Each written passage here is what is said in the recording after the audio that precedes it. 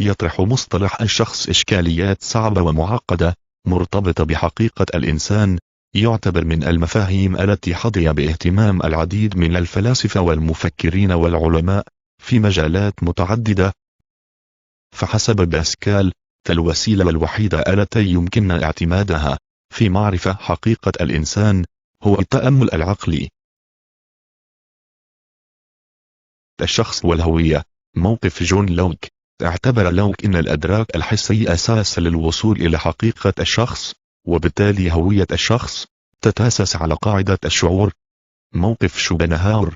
يرى شوبنهاور أن هوية الشخص تتأسس على الإرادة، والاختلاف يرجع أساسا إلى اختلاف الإرادة. الشخص بوصفه قيمة. موقف كانت. يعتبر كانت أن قيمة الشخص تنبني على امتلاكه العقل، هذا الذي يعطي للإنسان كرامته، إنه يبعث مبدأ الواجب الأخلاقي. موقف غوسدورف. قيمة الشخص تتحدد حسب غوسدورف داخل المجتمع لا خارجه، فالشخص الأخلاقي لا ينتج بالعزلة مع الآخرين، بل العكس. الشخص بين الضرورة والحرية. موقف سارتر. حقيقة الإنسان حسب سارتر تنبني أساسا على الحرية، فحقيقة الإنسان تمثل مشروع يعمل عليه كل فرد من خلال تجاربه وسلوكاته وعلاقاته بالآخرين. إيمانويل مونيي.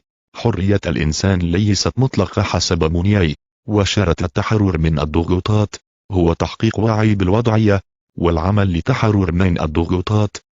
الغير. تطرح معرفة الغير إشكالات فلسفية عميقة، ويختلفون العديد من الفلاسفة فيها، ومن أهم هذه الإشكالات هي إمكانية معرفة الغير، وهو إشكال يتعلق أساسا بإعطاء قيمة لهذا الشخص الذي نحاول معرفته. أما الشكل الثاني فيتعلق بمنهجية التعرف على الغير. وجود الغير. موقف مارتن هايدغر. يرى مارتن هايدغر أن وجود الغير يهدد وجود الذات، ما دام يحرمها من خصوصياتها، والغير مفهوم يمكن أن يطلق على أي إنسان. موقف سارتر. وجود الغير يهدد حسب سارتر الذات من جهة، وضروري لها من جهة أخرى، إن نظرة الغير ألينا تحرمنا من الحرية. معرفة الغير. إدموند هوسرل. معرفة الغير ممكنة حسب هوسرل ما دام جزءا من العالم الذي أعيش فيه، وما أعرفه من الغير هو المستوى الذي يشاركني فيه. غستون بيرجية.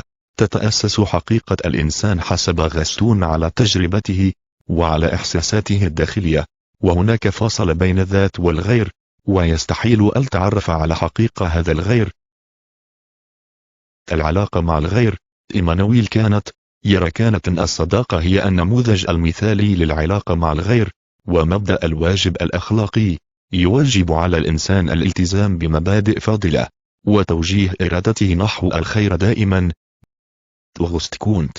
يعتبر أغسطس أن الغيرية تعتبر نكران للذات، وتضحية من أجل الآخر هي الكفيلة بتثبيت مشاعر التعاطف والمحبة بين الناس، فنظرة الغير إلينا تحرمنا من هذه الحرية، وتجعلنا مجرد شيء أو عبد.